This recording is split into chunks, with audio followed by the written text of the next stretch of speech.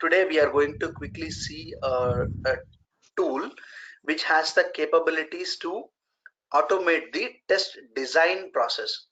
So the moment we heard about automation, right, our eyes always points towards the automation execution. So what are we exactly doing in the automation execution is we are taking the Excel based manual test cases as a reference and start rewriting the same set of steps in a different language, be it Selenium, be it U of T, be it Python, or be it BDD frameworks. So we are doing the same kind of a job one time in English in Excel sheet and the other time in different language in the respective tools. So that is one point. And the other point is like, why can't we start the automation from the design itself so that the automation scripts can also be automatically generated, a kind of a shift left approach. So now when we try to automate the test design phase, means instead of writing the test cases, we can generate the test cases from the model itself. So now the question is, what is a model? A model is nothing but the visual representation of the functional flow of the application. So instead of starting writing the test cases in the Excel sheet directly, I will start creating a flowchart kind of a diagram based on the functionality, and I can start adding the details of the elements, the data, the positive and negative validations, and then the tool will help me to generate the optimized number of test cases. And at the same time, by adding the respective plugins, the tool will be able to generate the automation scripts also.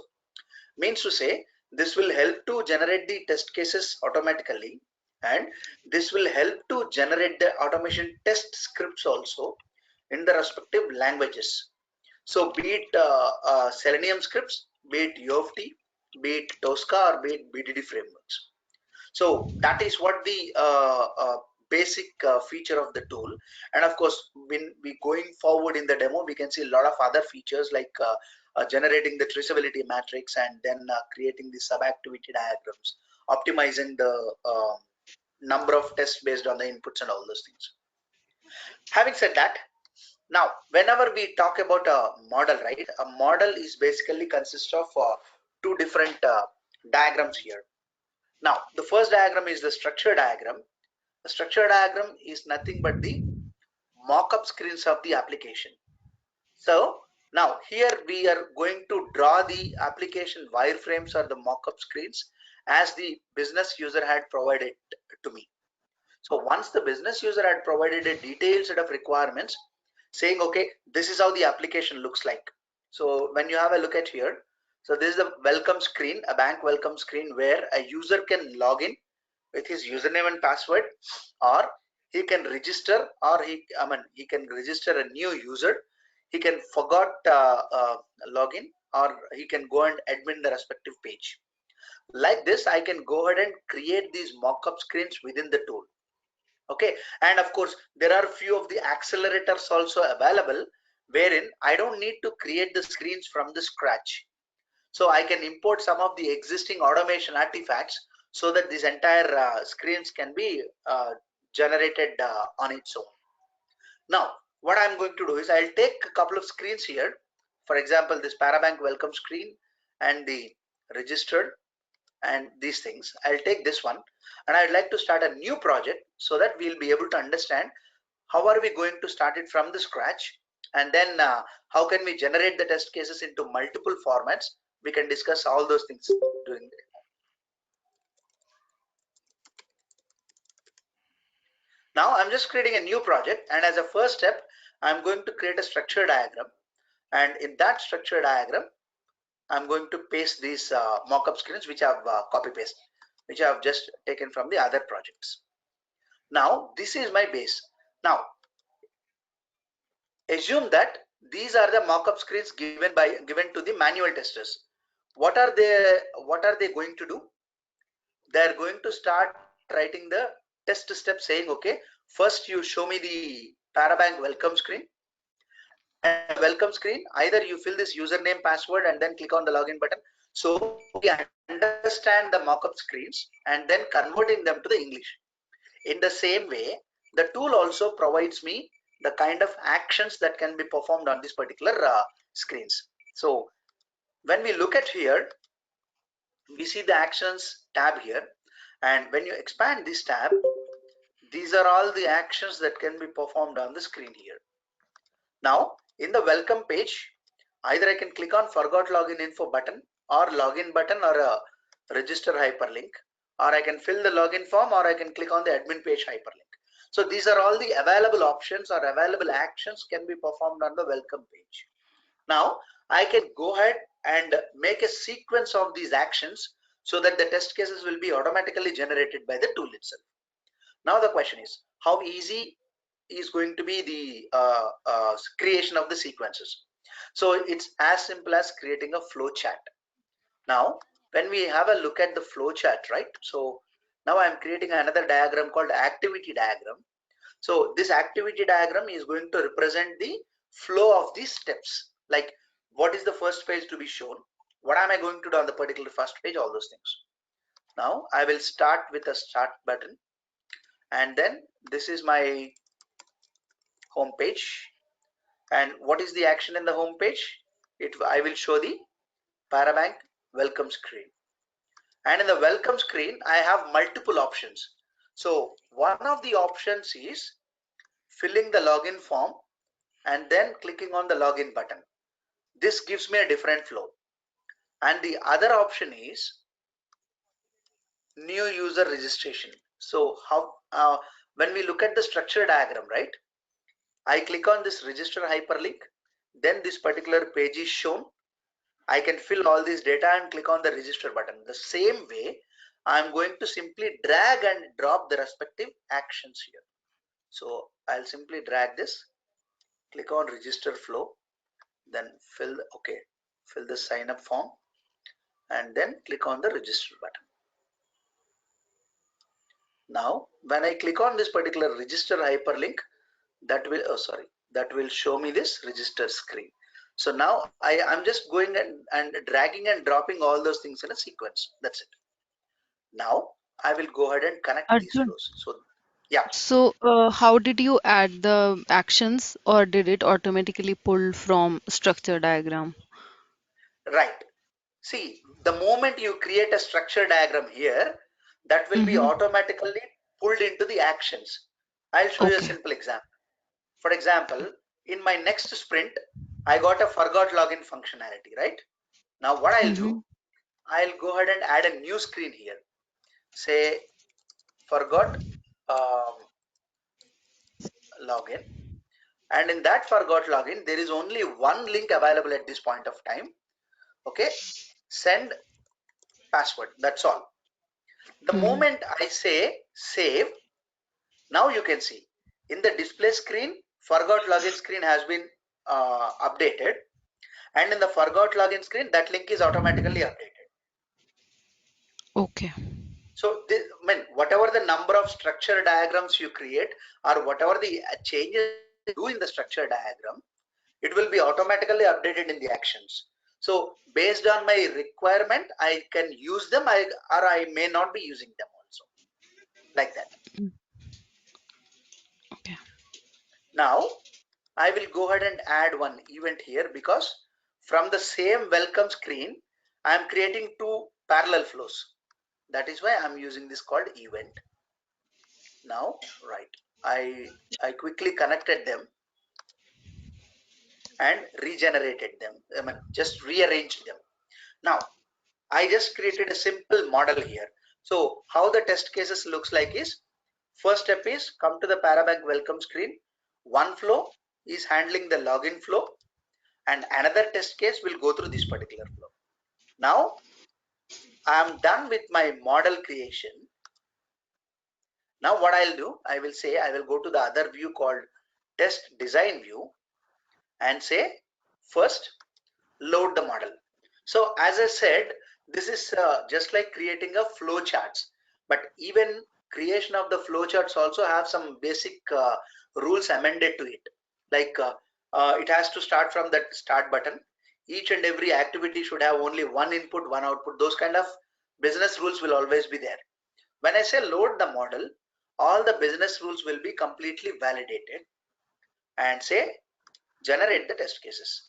Now what will happen is when you say generate the test cases, it will start from the start button and go through each and every flow, each and every step, and then try to generate the number of test cases.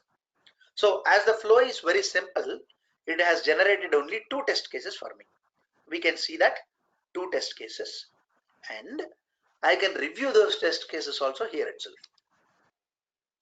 So this is the tab called Confirming Test Review, where I can review the test cases. And when you look at here, the name of the test case is also automatically generated just by the coverage. Means it started from here and it ended up with another activity called login.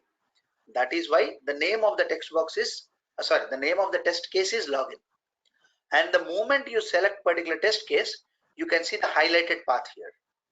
So this will represent what is the flow that is being covered in the entire model for this particular test case.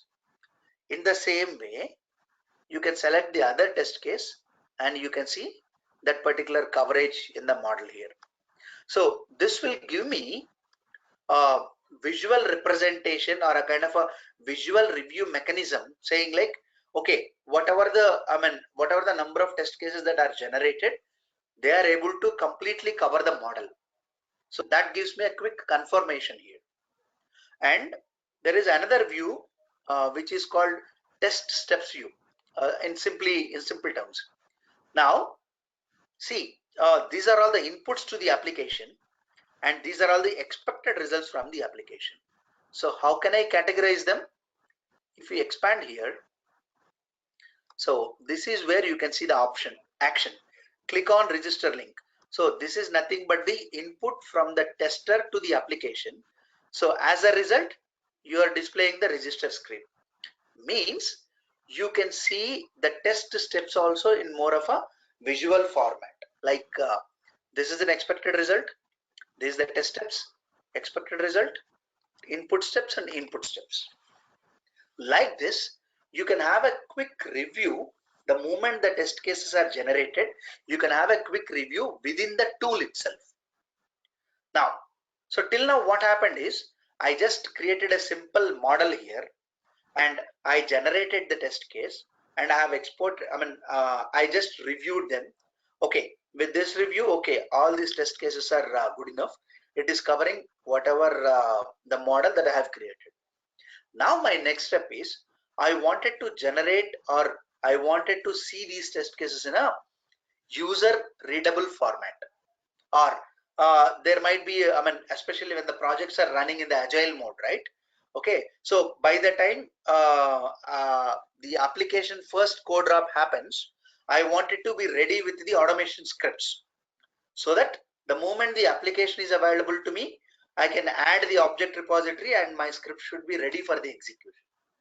So means to say, if whatever the output that I wanted to get from this model, I just need to select those particular plugins from this list here, and then I'll be able to generate the output in the respective format. For example, I wanted to see the output in a Excel format. Okay, I can say finish. Now you can see the Excel plugin has been added. In the same way, I wanted to generate the Selenium automation scripts also from the model so that I can quickly go ahead and generate the Selenium scripts from the same model. Yeah, we can do that. So how? I will select the respective scripter here. Just a minute.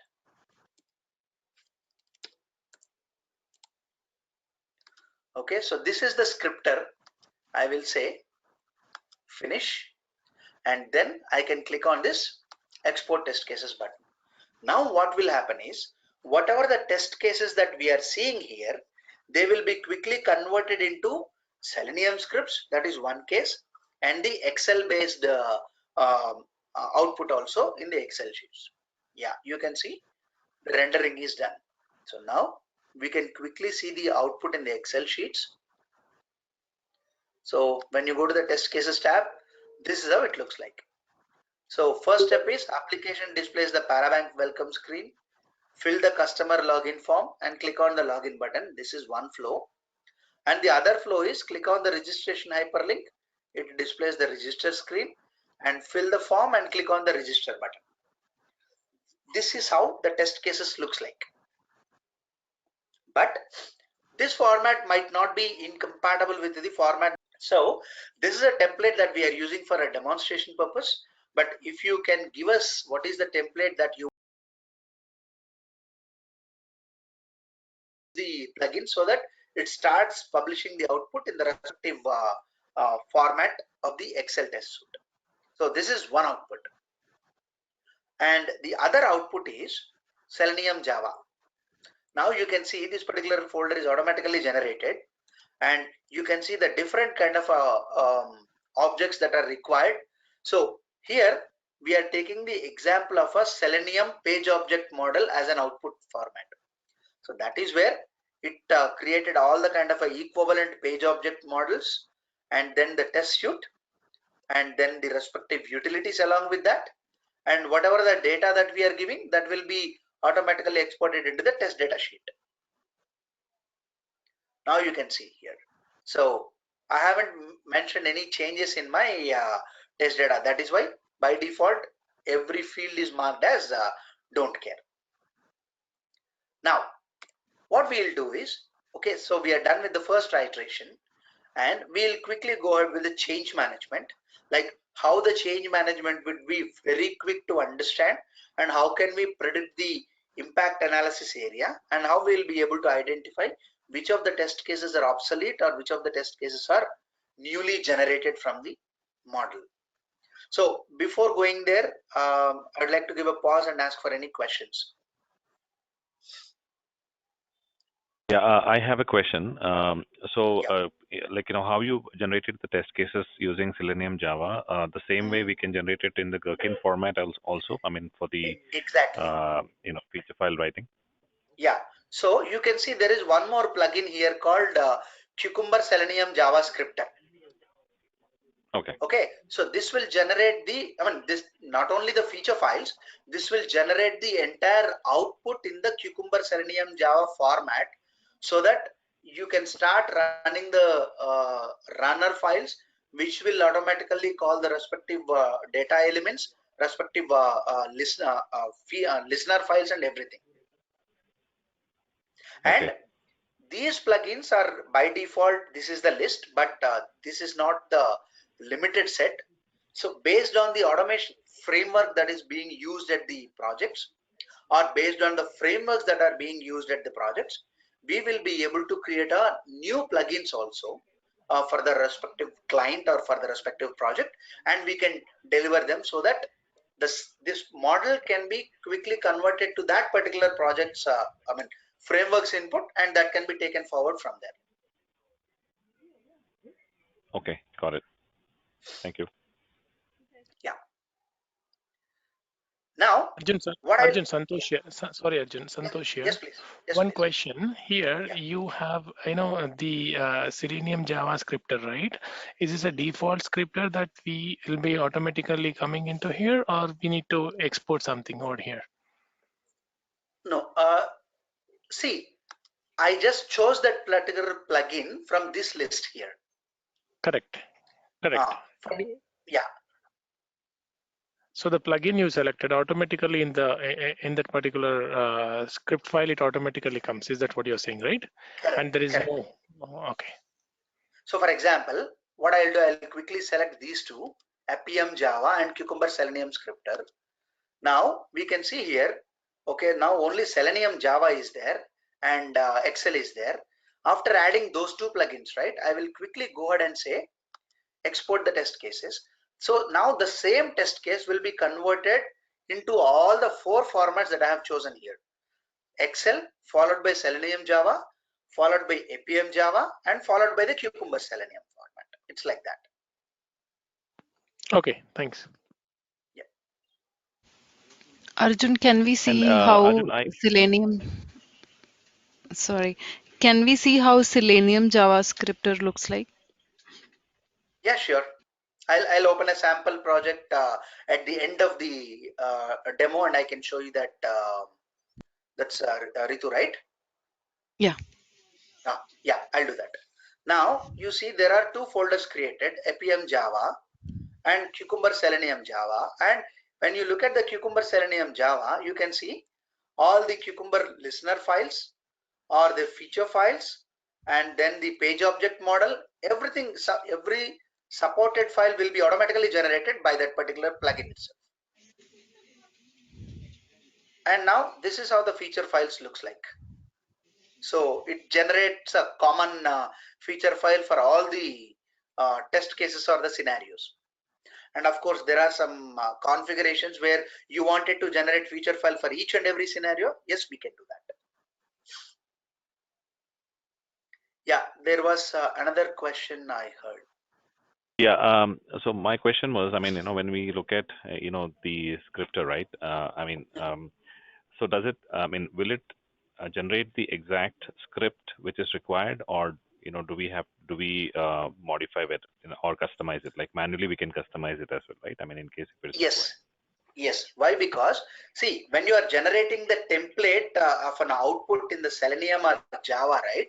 It has all the plugins like listeners, feature files, step definitions, and page object models and everything. But it does not have the actual object properties of the particular element, and one that will be available only when the application is available to me. So all this groundwork is happening just before the application is not available. Once that is available, I need to update my page object model with the actual locators information. So when you look at here, so this is where I need to update the actual XPath of the username or ID of the username or here, any locator and the respective value. That's it. That is the only change I need to do. And the rest of the things are ready for the execution. Okay, got it. Thank you. Yeah. Okay. Now, quickly we will see like how easy it is to get the change management done. Now, what I'll do is, before that, there is one more interesting feature, like I can add the data elements also. I mean, the test data also here. So the username could be Arjun or Ritu. The password could be valid or invalid. Now, what I'm going to do is, see, whenever we say change management, right, there are multiple ways to get it done.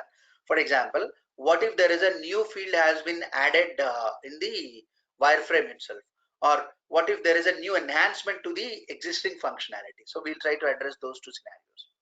Now, I've done the changes here, and before I generate my test cases, right, I got a requirement saying, okay, in the login screen, there is one more checkbox called I agree has been added. Now, according to the mockup screen, I'll go ahead and say I added one more checkbox here called I agree. So this is one change that I got it in the requirement. And the next step is, okay, so they give a new form for the forgot login, and I built that. So now I need to extend my model to address this particular requirement also. So now I have done the changes in my structure diagram. I'll go back to my activity diagram, and here, the moment I have done some changes in my structure, which is already in use, for example, this one. Now you see, add missing fields to the customer login. So I don't need to, it's a simple model, and that's why I'm getting the error only at one place. But what if there are the same login is being called at 50 places? So I don't need to worry about how many places the existing screens has been referred. I will simply say, okay, the tool itself will give me an option to quick fix it. Say quick fix and say finish. And now when you go and select that particular login form, right, now you see username and password are earlier. Now it automatically updated with this I agree field. And this is where I just need to say the possible values are true and the possible values are false. So these are called the alternative values that I'm giving it here. And there is one more feature, a new enhancement, like forgot login. So I will add this forgot login here, and I will simply say, okay, connect this. And as per the functionality, I need to click on this forgot login info. Then that will show me the forgot login screen. and I can go ahead and click on the send password link. So based on the requirement, I have done some changes in the model.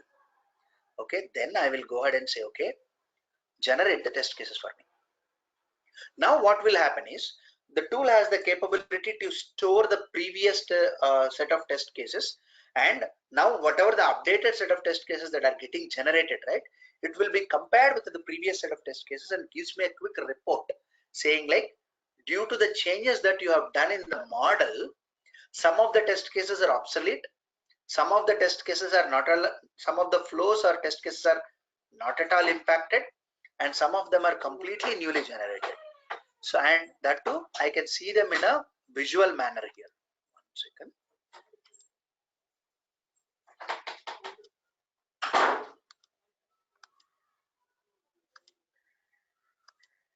Now you can see this.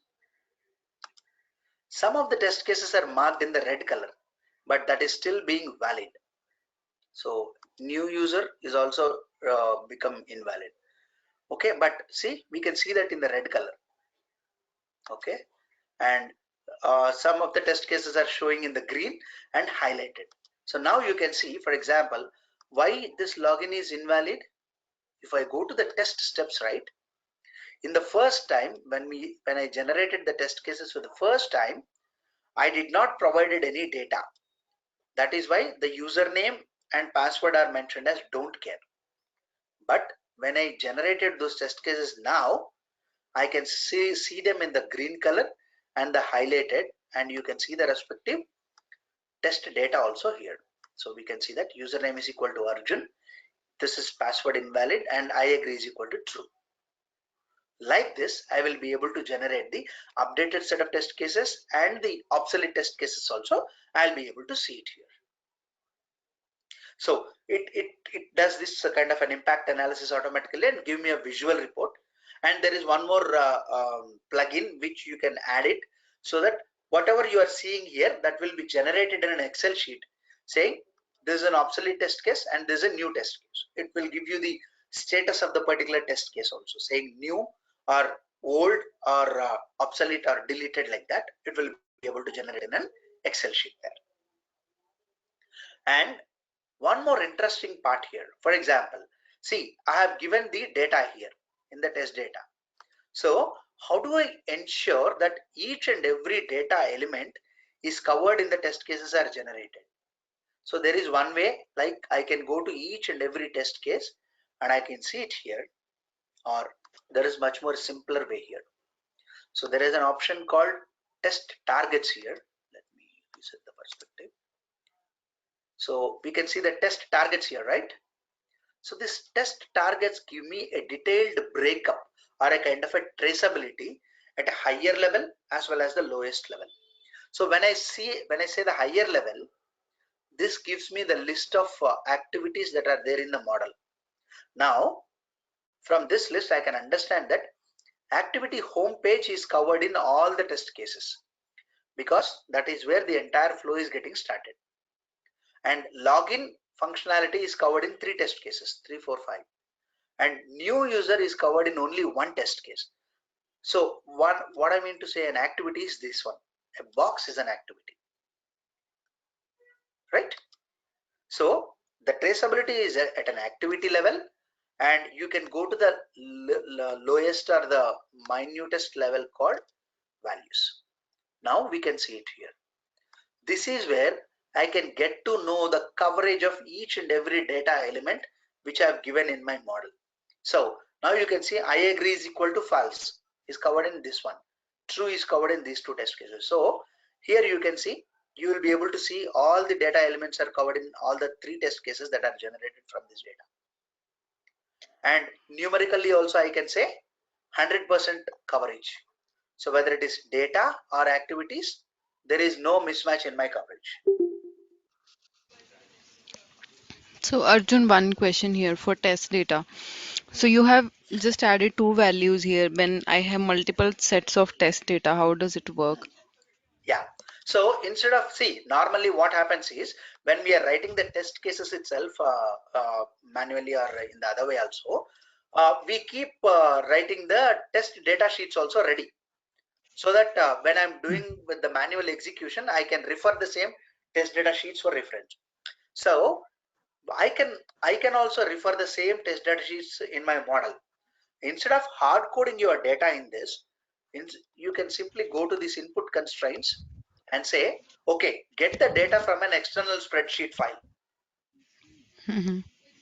So that it starts reading the data from the spreadsheet file. And for example, if you have 100 users in your spreadsheet file, it will generate 100 test cases for the same flow with the different Okay. data conditions that you have given in your test sheet. Right. And then the same way it does for test coverage also, Exactly. which we just see, right? Low level Sorry. and high level test Yeah, coverage. So correct. it That's just, correct. okay, got it. That's correct. Yeah.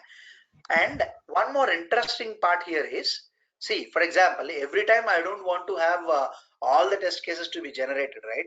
During the system testing, I wanted to generate the maximum number of test cases, and I'm making sure myself like, okay, I'm covering the entire functionality. But when I'm testing the same functionality in a UAT or a sanity testing kind of a thing, I don't want to generate all the positive and negative test cases. So I wanted to generate only minimum set of test cases. So I can configure those things also. For example, you wanted to generate only end-to-end test cases from the same model. So what you can do, simple, you can come here and you can mark this particular data condition to be not to be covered. I agree is equal to false, which is nothing but a invalid scenario. Password is equal to invalid. Block it from the generation and say username is equal to Arjun. Let us assume that that's a invalid scenario. So I blocked whichever the data conditions I don't want to generate the test cases, and I can simply say generate the test cases. So whatever the output that I'm going to get at this time is only end-to-end positive test cases, because purposefully I am blocking some of the negative elements here. And the same thing is applicable for a specific flows also. For example, there are no changes in my new user functionality. So I don't want to generate the test case for the new user functionality. I can simply block them. Means to say, without disturbing the model and by changing some simple configurations in the test targets, you will be able to generate the test cases for system testing or integration testing or UAT or a sanity testing kind of a phases also with simple configurations. Okay.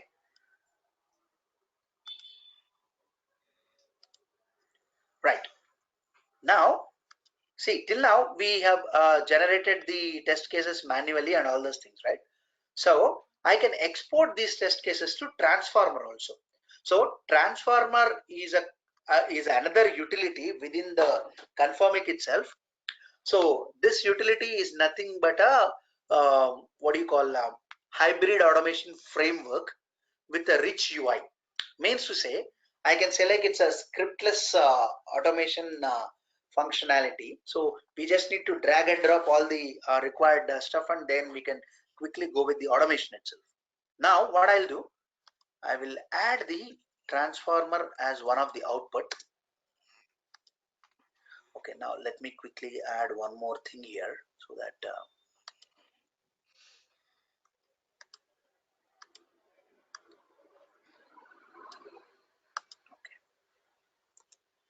now I will add that particular plugin called transformer. Where is this? Transformer scripter. Say finish. Now this entire model will be converted to that transformer format. So by the time it is generating, right, I'll show you what is the transformer project.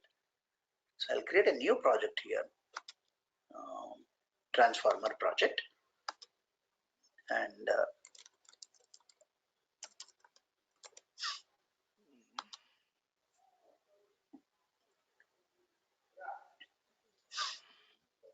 okay. Now when you look at the transformer project, right, it is completely different from the creator. Now you see, transformer project is completely talking about what are the keyword libraries, what are the keywords that are there in the project, what is the object repository, what is the test suite, how many number of test cases are there in the particular test suites, all those things.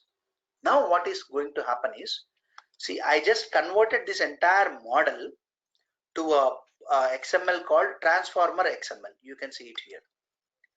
Now what will happen is, if I import this particular transformer XML, whatever the test cases that we are seeing in the Excel format, the same format, the equivalent test cases, I'll be able to get into the transformer. That will ease my execution job. I'll quickly show you that. Okay, let me go to this path.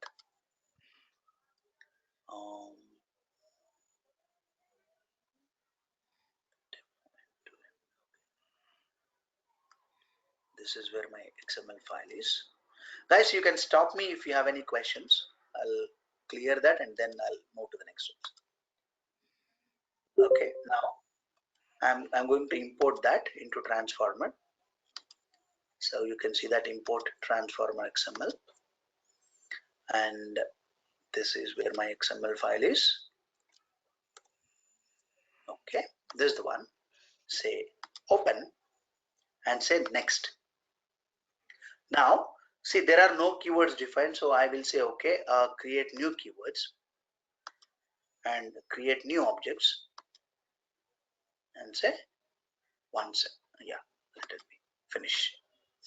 Now what will happen is, see, however we see the test cases and the keywords here, right? Whatever the number of test cases that I have, they will be converted into the test suites format. Okay, now let me quickly show you, that will give us more clarity. Now this is the test suite I have created, demo end to end, and these two are the test cases that are created. When you go back to this particular test case, now you can see these are all the keywords for each and every test case. Now if I open this particular test case, these are the keywords in the sequential flow. Like however we are seeing in the same Excel spreadsheet, the same way it has been imported in a keyword format. And one more important thing is, perform enter URL is my first step. Verify, fill customer login. The moment you select this customer login, and if you remember in the model, for the login functionality, there are three parameters: username, password, and I agree. Now on the right hand side, you can see there are three parameters for that login functionality. And click on login is not it does not require any parameters. So like this, all the keywords will be created in a sequence to make it as a test case. And now what I need to do is, I need to edit each and every particular keyword and add the U of T object repository or the locator information. For example, if I say click on login, now you can see it here in the Selenium description or in the QTP description. You can add the properties of the login button. Like what is the object hierarchy of the particular login button in U of T? Means to say, when after I import all these test cases or the XML into transformer, right, it creates me the test cases, test suite, test cases, keywords, and the respective parameters. All of them will be tightly coupled. I just need to implement the object repository part, and then I'm good for the execution here. So for example, when you go to this perform URL here, okay, I need to say add one step, and the action is navigate. That's it. It will navigate to the respective URL. But unfortunately, yeah. One question here. So Yes, when please. we say we'll have to add all the objects one by one into this object repository, which is a part of QTP. So if an application has 100 or more than that objects, we'll have to do it one by one, or there's a way to import straight away all Yeah, these huge number of objects. that's a very good question. So within the object repository itself, you have an option to import the U of T repository. You can say this QTP repository, and you can import that respective XML file. So let Okay. me try to get in one XML file, and you can import them. Give new XML, open, say finish. And this XML was straight away generated from QTP, right? Exactly. So exported whatever from the QTP and correct QTP TSR file, that's it. okay. Now I go here and say add, right click, select the object repository from the QTP repository and add that particular link here. Now you can see this is the actual hierarchy of the object and say finish. It will be automatically added here. That's it.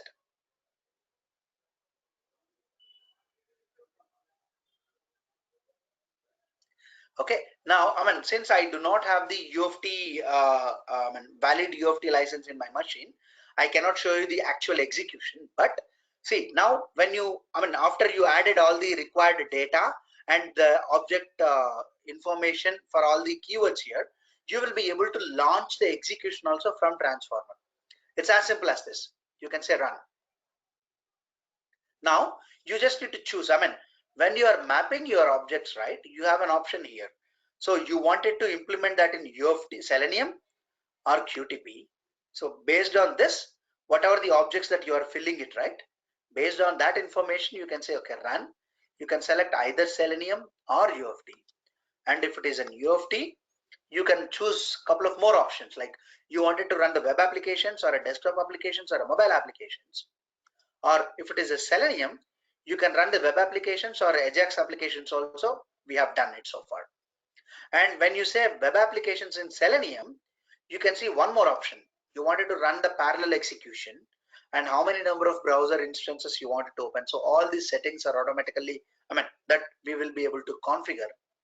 And when I see at the test suite, right, okay, here I have an option to choose to run. Okay, I wanted to execute the first test case with Firefox, Chrome and IE, and I don't want to run the second test case at all. So these kind of configurations also I'll be able to do it at the test suite level, so that I can configure my execution on the particular set of browsers and that can be executed successfully. One more interesting part is I can add multiple test suites like this, because see, my regression suite is having 500 test cases, but I don't want to execute all the 500 test cases during the UAT. I want to execute only 50 test cases randomly from these 500 test cases. So I can create one more regression suite or one more sanity testing suite here, and I can choose okay, run all these test cases in the Chrome. Like this, I can configure multiple test suites and you will be able to execute it at the suite level itself. Not at the test case level, you can execute them at suite level itself. Now when you say Selenium, this time it will ask you from which suite you wanted to run. Is it new testing suite or default suite? Like this, you will be able to do the configurations on your own and you will be able to execute the test scripts also from the same transformer. But a prerequisite is wherever the transformer is existing, the UFT also should exist in the same machine. So that is the kind of a prerequisite at this point of time.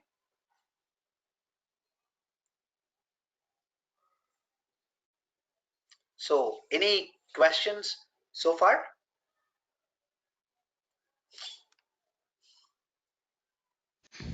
So Arjun, Yes, please. for transformer, right? The only thing we need is objects, nothing else. Exactly, nothing else. Sometimes Rest what of the happens code. is, yeah, Mm-hmm. go ahead. So so rest of the code transformer will generate. Correct. Okay. Sometimes, when we are creating a model, right, we are always talking about the application specific functionalities. But during the automation execution, right, sometimes we may need to use the out of the box functional libraries also. For example, if you wanted to transfer one file from one location to the other location, or you wanted to open the existing Excel sheet and read the information and use it in your application, something like that. Mm-hmm. So if that is the kind of a case, you can import any of the existing Selenium libraries or UFT libraries and call those functions as part of your test case. For example, I can show a quick example. So I have a QTP library And let us say I will go ahead and import one QTP library here. Where is this? It is in the desktops, docs, and then okay. So this is one QFL file which is having some functions already. Say open. I will import them. Now this library is bringing in three functions for me. So one is select from menu, select item from the list box, select row from table, and the implementations are already in the particular QFL file. Now if I wanted to use this particular keyword in my test case, okay, I will say convert this to a keyword, and then I can go back to my test case and I will say, okay, where is this? Select from menu. So once you before you fill the form, right, if you wanted to use this, select from menu. And what is the menu? That is like login is my menu. You can simply configure this particular thing and you can run it from here itself, because when it is importing the particular QFL file in the backend, it is already using that particular implementation only. So you can directly use those out of the box functional libraries also like this. Okay. Okay. Yeah. Yeah, sure. And if there are no questions at this point of time, so probably I can quickly show you like how the Selenium execution can be done.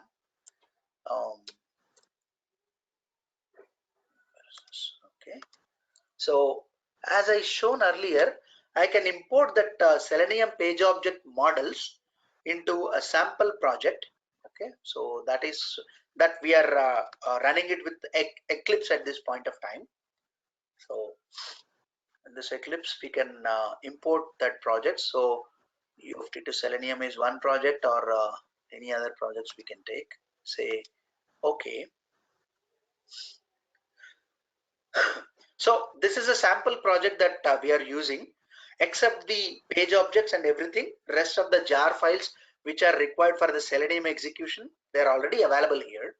So we just need to import this sample Java project and get that output from model into this Eclipse, and then you can go for the execution.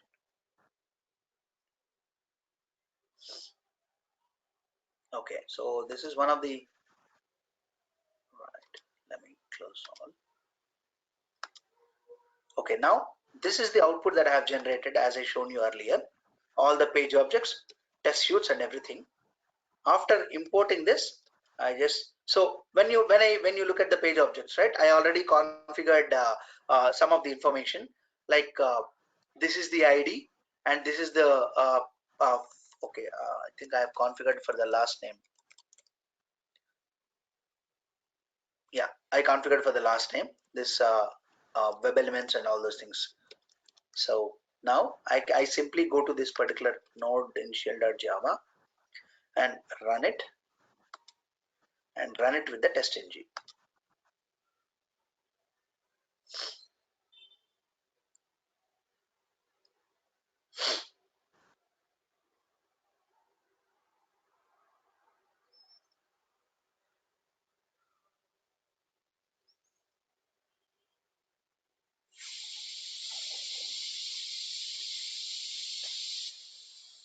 Didn't I give any URL?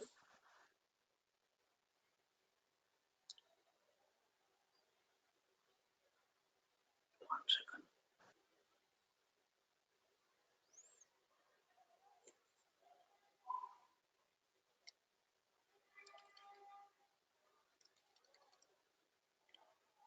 Okay, so I didn't give the URL itself during the generation, but yeah, this is the process to run it. So we just need to get only this particular SRC, this only folder that you need to bring it into the sample project, and then you are good to go with the execution. So when you look at the model here, right, I haven't mentioned that particular URL for the execution, and that's why it is not, it launched the browser, but it didn't provided the URL, because in the activity diagram, you can see it here. I just provided only the custom action, but not the URL here. And that's why the URL is also didn't get appear there. Or if you wanted to have a quick look at that, probably we can have one more working session, Ritu, so that we can start the model from here, and we can update the, what do you call, the locator information on the fly, and we can import this entire thing into a new project, and we can make it executable. We can have a working session. That's not a problem. Okay. But would you have the application and URL working on your system? Yes. Or we can just take any web application and do it? Yeah. Yeah. I can take any web application. That's not a problem. Okay. Yeah. I heard there is a question.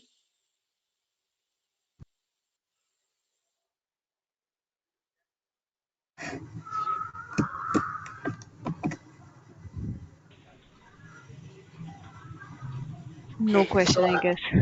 yeah, sure. So I think I've pretty much covered what we wanted to discuss during this demo, Ritu. Mm-hmm. Probably, yeah, you can be more specific. Like if you wanted to see any other stuff, yeah, I'll try to cover those things as well. Okay. You mean to say that The automation in application, right? Right, exactly. Using some, okay, got it.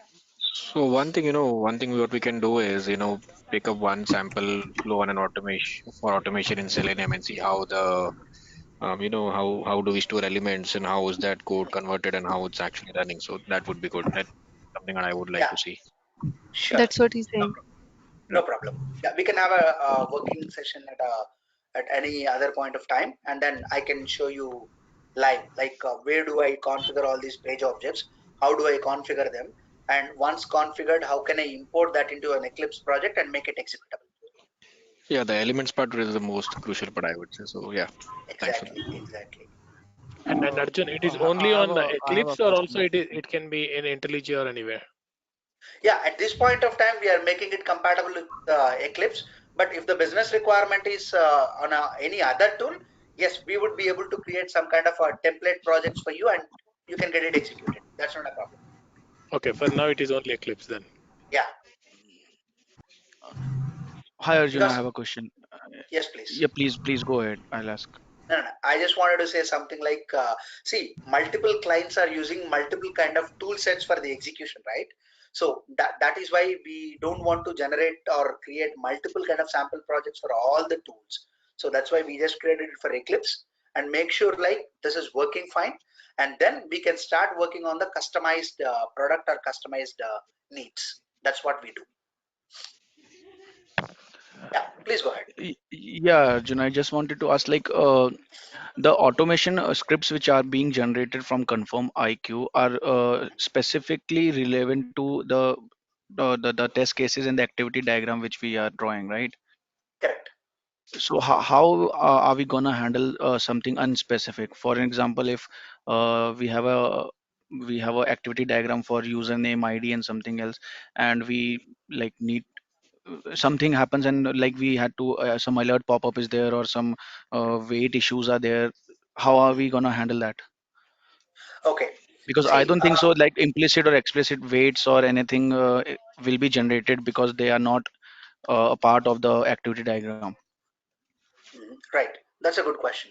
But Yeah. see, we have a solution for that in Selenium. Okay. Now, when you see here, maximum response time is 1.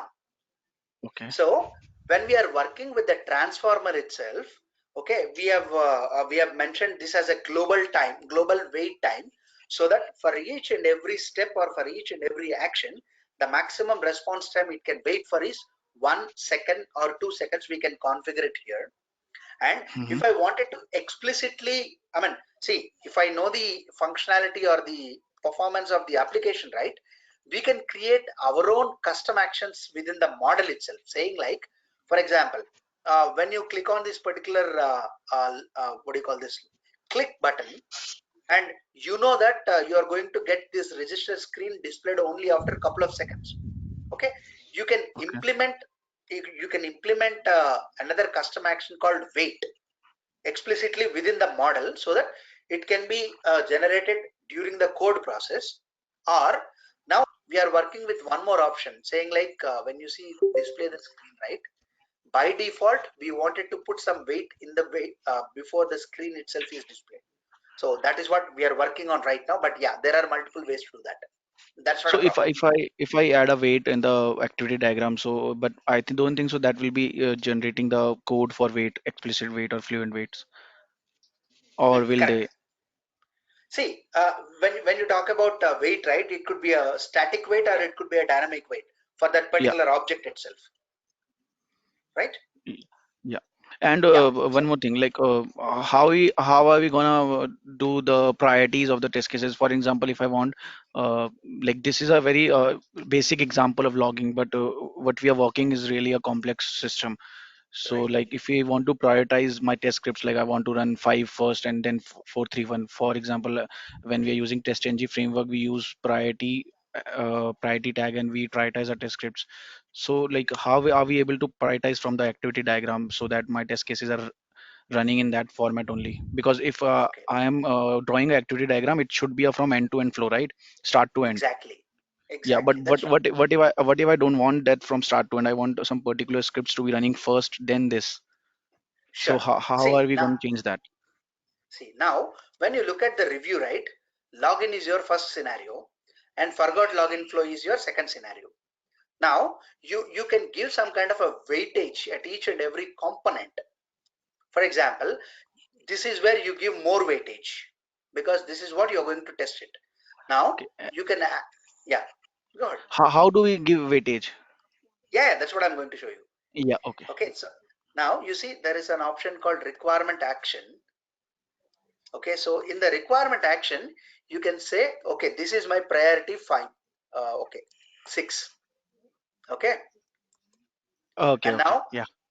and this you will give you as priority 4. Then the arrangement itself will be in a different way, saying this will be your first test case and this is going to be your second test case. Yeah. So, but again, if I want to change the priority for some regression suits, like something some new test case has been added and the priority gets changed, so I have to again go to my activity diagram and generate my test cases all again. Right. Okay. Okay, thank you, Arjun. Yeah, Thank you. you're welcome.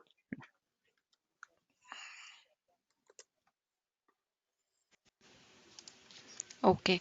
Any other question, guys? Arjun, I have a quick question. Here, in Yes, order to please. change, if in order us to update this particular URL here, okay, Mhm. on a ballpark, how long will it take for us to, to fix this issue and run it? I didn't get that. Come again. So here you Okay. haven't specified the URL, right? Okay. You mean to say how much time it is going to take to enter the URL and take it to the Correct. Eclipse and run it, Correct. right? Correct. Another 10-15 minutes, not more than that. Oh, Why? okay. Because why I'm saying 10-15 minutes is also because I haven't updated the locators for this register link for this sign up also. So I need to capture that object properties and update the respective page object models. So that is where Okay. it will take some more time. So next question is, if imagine there are few cases where you are not able to locate the objects. In that case, how we deal it? Okay, so for example, see in that case, how we deal in a normal Selenium execution manner, like we try to use multiple locators and try to identify the object uniquely, right? No, So in this case, neither the XPath nor the ID nor the locators will help us. So, is there a way, different okay, way that we can capture, not the uh, screen resolution and all, something like that? So, I'm just trying to get a scenario where it's very difficult for us to. There are cases where in our project, we're not able to identify the object with any of the locators. So I'm just trying to understand how do we deal here in this case. okay, so in such kind of a cases, right? However, we are dealing with that kind of a problem in a regular automation way. For example, you wanted to write a separate JavaScript to address that particular functionality or for that particular need, especially the case of frames or web tables, right? Correct, correct. Yeah. So the same way we are going to deal it here. So if we will write separate case and you use it. Okay. Exactly, exactly. We'll write a separate function and call that particular function and map it according to this particular step itself. Very good session. Thanks, Arjun.